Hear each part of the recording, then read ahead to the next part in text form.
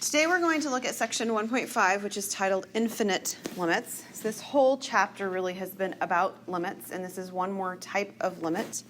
An infinite limit is defined like this. So if you have a function defined at every real number in an interval, except maybe it has a hole in it. Okay, there's maybe a point, possibly at C itself, where we don't have that happening.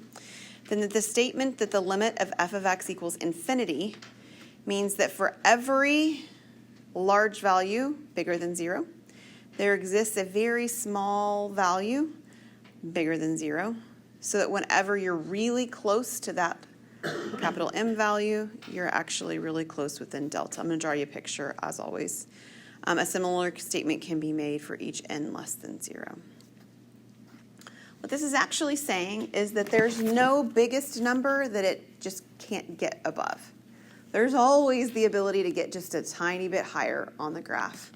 And the image that you should probably have in mind is the ones, and I've drawn this once before, is the image where you have an asymptote like this.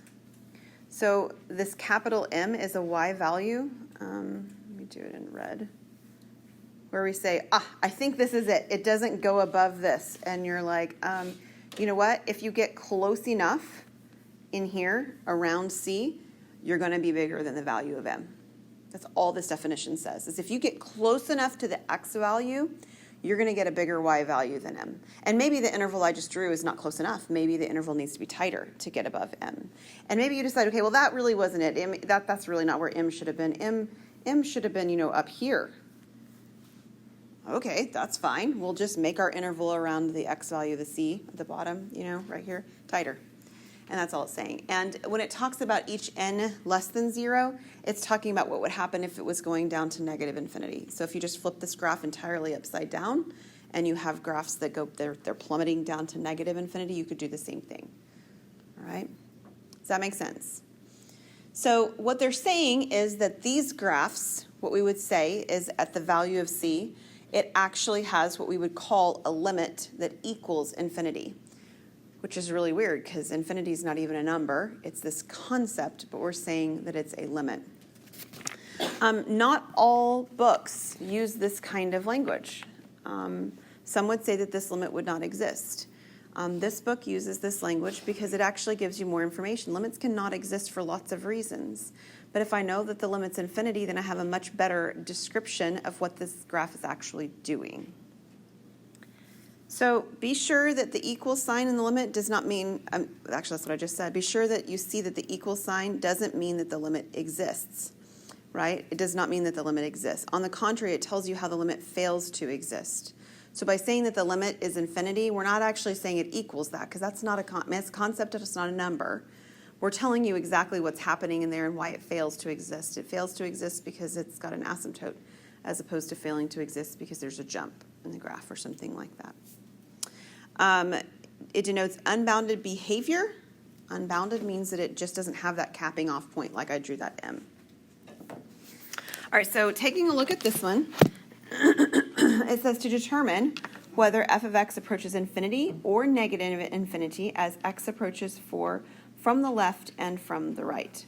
So there are two pieces of things we're supposed to find. We're supposed to find what happens from the left, and the second one is from the right. Okay?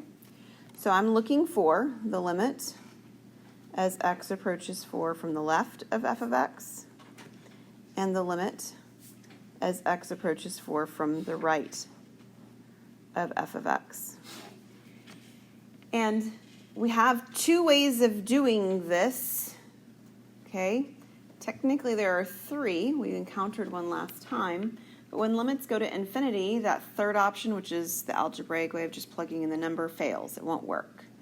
Right? I can't put the number 4 into this. I get an infinite. I get 0 in the denominator, right? It's a problem. So I'm left with two options. I can look at a graph, or I can look at a table. Those are the only two options that we're left with. For the sake of WebAssign, most of the time you're just going to assess which of the answers it is based on doing one of those two facts and so forth, and there's nothing to show for it. When you get to an exam, or if you were doing a quiz or a homework question, those kinds of things that you were turning in a written work for, I'd expect to see the justification of which way you did it. So if you used your calculator and created a table, then show me the table it created. If you used your calculator and you looked at the graph, draw me the graph that it created. So let's take a look at this one and we'll do it as a graph, okay? So we're going to sketch this graph. So take your calculator, and I would like for you to plug into your calculator -1 over x minus 4. And we're taking a look at what happens on that graph as we approach an x value of 4 from the left and from the right.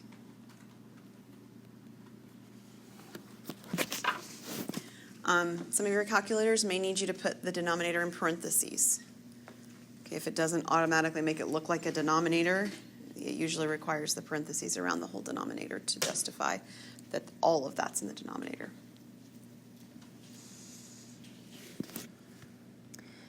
Okay, now yours is not going to draw this, but for the sake of reality, I'm going to put the dotted line in there because it exists whether your calculator does it or not, right?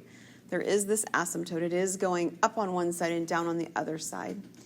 And which one's which? On the left-hand side, is it going up like this, or is it going down like this? It's going up.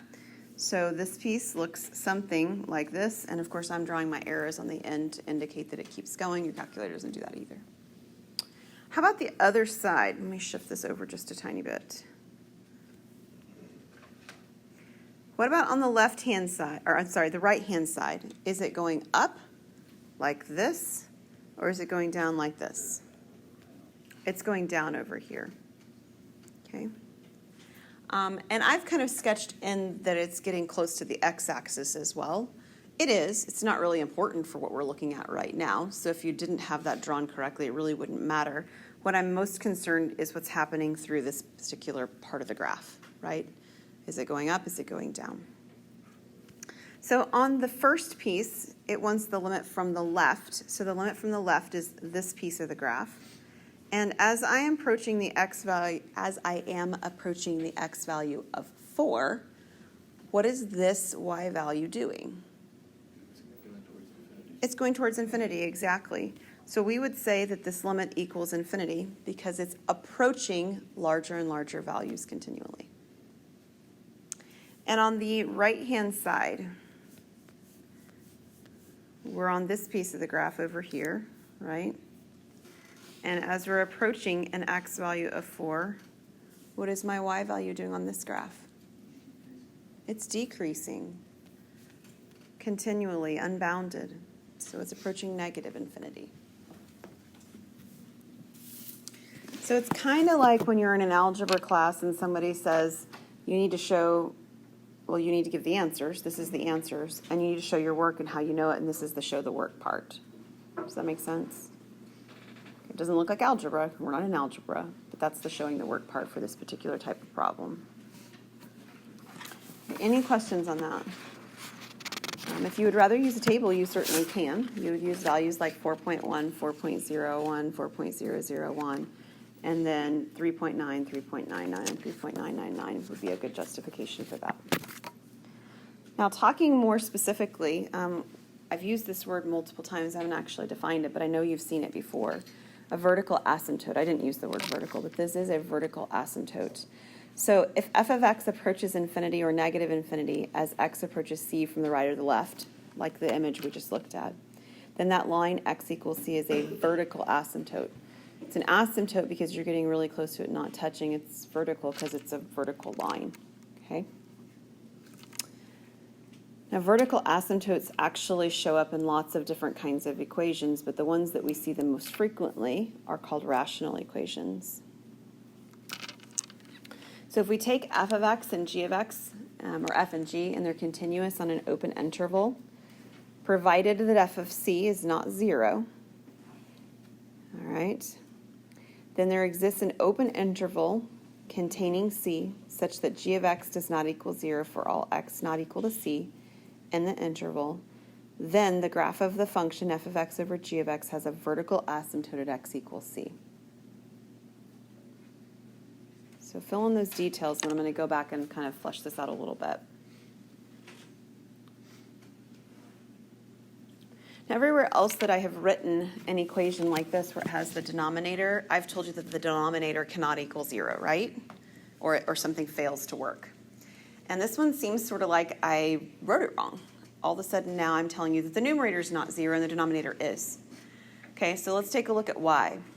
Back in section 1.3 when we did algebraic limits, we saw places where the numerator and the denominator both equaled 0. Do you remember that? And when the numerator and the denominator both equaled 0, what happened was we were able to use algebra to factor things out and simplify and then reevaluate what was happening. Okay? So when we have a 0 over 0, that's what's going on, is we have the ability to use algebra to clean it up. So this is saying that's not what we've got going on here. There's no algebra cleaning this up, okay? There's a 0 in the denominator and there's no way to make it go away. Are you with me? So they're saying if in fact you don't have 0 on top, but you still have a 0 on bottom, you're going to get a vertical asymptote there. In particular, you're going to get the vertical asymptote when the denominator actually equals 0 at those locations. So like the quiz that you just took for me. Hopefully, I didn't look at any of your papers really, but hopefully you recognized on the last problem that it simplified, but it didn't simplify completely. There was still something in the denominator after it simplified. So the piece that canceled out was a whole. The piece that didn't cancel out would have ended up being an asymptote. That's what would have happened if you looked at the graph for that, okay? You didn't have to do it that way, but that's what was going on with that particular function. If a piece cancels out, that's not this case, right? I don't have an asymptote. But if there's a denominator piece that's not canceling, but I've still got 0 in the denominator and nothing and something else in the numerator, I've got a vertical asymptote going on. So this question, find the vertical asymptotes, is quite similar actually to asking the question, find the removable or non-removable discontinuities. You're doing the same thing. You're trying to factor, you're trying to reduce, you're trying to see what remains that can't be reduced. So on this one, we're going to do just that. We're looking to factor this. So the numerator, how will it factor? X plus 3 and x minus 3, exactly. The denominator, how will it factor?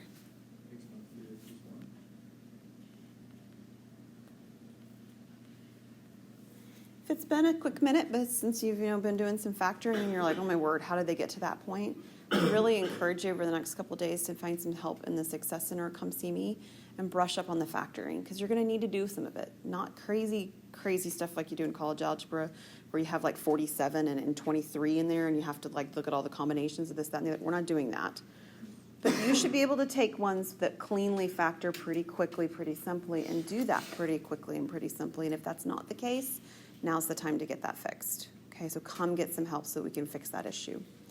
Now, looking at this one, what simplifies? X minus 3. So, kind of a tie-in back to the last section. That means that that location, which is x equals 3, has a whole. That's what it really means, which means it's a removable discontinuity.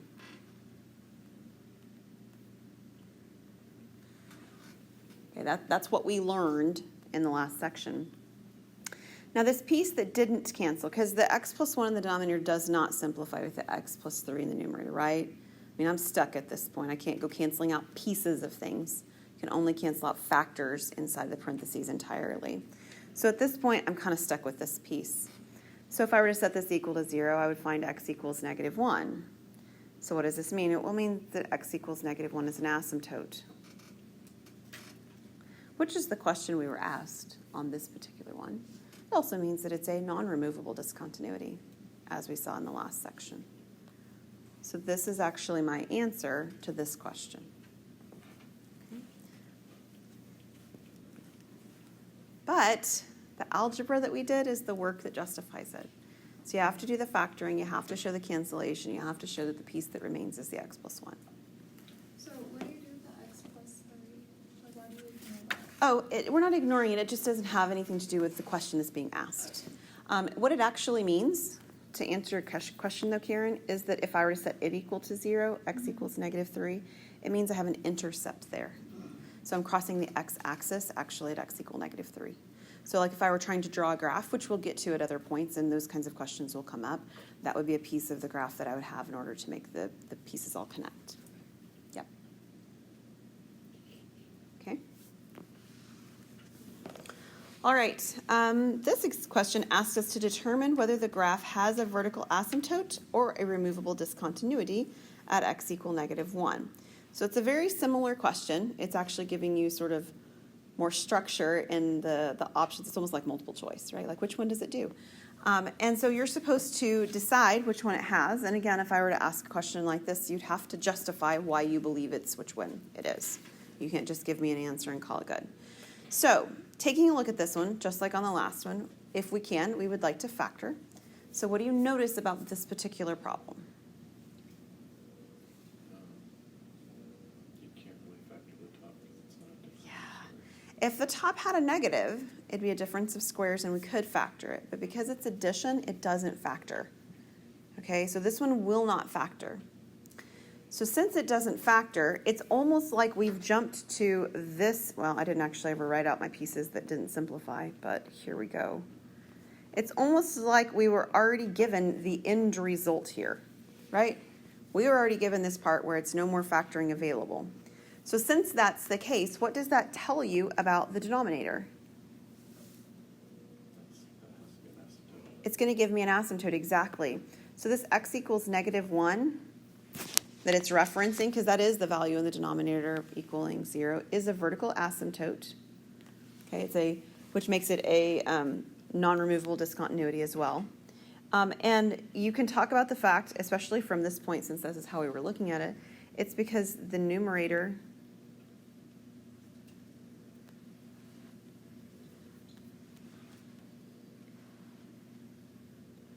doesn't have an x plus 1 factor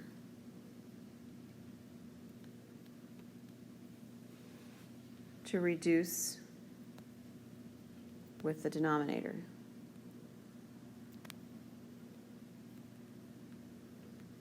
Now, do you have to give me quite that much detail? Well, no, but you got to talk about the fact that it's not reducible. I can't cancel it out, stuff like that. Okay? On your test, you're welcome to justify this in your mind by looking at a graph. That's fine. Have no problem with that. But it shouldn't be you just relying on a graph to give you that information. The reason that the graph does what it does is because of the algebra behind what's going on here. Right? It's the algebra that justifies this not working, not canceling out, and so forth. All right. We've seen some properties of limits before. But when we structured our properties of limits before, they didn't have the ability that something was infinity or negative infinity. So that's why this looks like something you've seen before, is because most of it still remains quite similar. But we didn't have that possibility before. So C and L are real numbers, F and G are functions. And in this case, as x approaches C, f of x is infinity. And as x approaches C, g of x is the limit L. So this is saying what happens when I add things together, what happens when I multiply, what happens when I divide. Well, when I add things together, I actually add limits together. Now think what has happening here. This limit is infinity, and this limit is L. So what happens when you add something infinite to something finite? It's still infinite, right? So you've probably done this or heard this with small children. Maybe you did this when you were a small child and somebody says, I love you, infinity. I love you, infinity plus 2. Okay, but that's still infinity, right? How do we get around that? At some point, we've got some weird stuff going on. Okay, so it's still infinity. When we multiply, well, what happens when we multiply infinity by L? Well, infinity times 2 is still infinity. Now, there's a second piece here that talks about negative infinity, and the reason that's the case is because what happens if we multiplied infinity times negative 2? Well, we'd get a negative, right? I mean, a negative times an infinite thing is still going to be infinite, but now we've got the negative sign attached. So that's the piece here at the back that says, here's what happens if the limit's positive. Here's what happens if the limit is negative. Okay, you multiply, you still get infinite. The last piece is very interesting, though. The last piece is actually what we've seen happening in these last problems. If we take something finite, right, this is the L here on top. Whoops, I meant to do my sign. an L here on top, and we tried to divide by something that's infinite, right, an infinite value, right? This, actually, I shouldn't say this is what we were doing. This is the opposite of what we were doing just a moment ago. My bad. We actually get back 0. Now, I know that feels sort of funny because, like, number one, I can't divide by infinity. Infinity is not a number. That doesn't make any sense. But what it really means is it means that if I divide by things that get bigger and bigger and bigger, the division, the quotient gets smaller and smaller and smaller. So think about just a very simple example like 1 over 10. You guys have an idea of what 1 over 10 either looks like in a fraction or it's a dime, something like that. If I changed the 10 to a 100, all of a sudden your dime became a penny, right? That's less money. My 5-year-old's not quite sure about that just yet. She just counts all the coins the same, so she has lots of pennies. She thinks she has lots of money. It's cute. All right, but what happens if the 10 becoming 100 becomes a 1,000? What happens to the fraction? It gets smaller again. And what if that 1,000 becomes a 10,000? Smaller again. So we keep getting things that are smaller and smaller and smaller, and eventually it's practically 0. Does that make sense? So that's what this is talking about here. Similar properties hold for the one-sided limits. In other words, as if you were doing x approaches c from the left or x approaches c from the right. And I'd like to show you how this actually looks. I've verbalized it, but how it actually looks in a table on the last example. I don't know why that's there, but here's this. Okay, so this is our last example for today. It wants us to find the one-sided limit if it exists. We have the limit as x approaches 2 from the left of x squared over x squared minus 4. Now, there's not the ability to plug the 2 in, right? What happens if you try plugging 2 in? Yeah, you get a 0 in the denominator, and you don't get a 0 on top, right? So the fact that you didn't get a 0 on top tells you that what we did in the last couple of sections where I said, even if it's a one-sided limit, we can try to plug it in, it's not going to work because I don't have 0 over 0. I don't have any algebra that simplifies. So when I don't have algebra that simplifies, what I'm trying to do is I'm trying to still use either a graph or a table. And I showed you how to do this from a graph perspective earlier on, right? So I'd like to show you how to do this from a table perspective on this one, okay? So we've talked about these before, but a reminder of how this works. Oops, let me get that solid. Okay, so if you set a table up, here's our x value, and I'll call all of this, just so that I can abbreviate it, f of x, okay? Or you could write it down as y if you'd like. And I'd like for you to grab a calculator. So you're going to put this into the y1 in your calculator. Either it will look just like the fraction bar here, or if you have a different version of your operating system, you might need to put it in like this.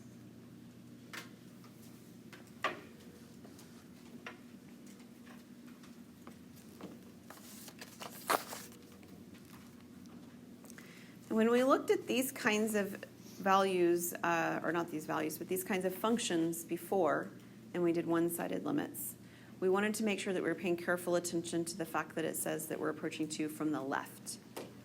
So if we're approaching 2 from the left, are those values that are bigger than 2 or smaller than 2? Smaller than 2. So I need values that are really close to 2 but smaller.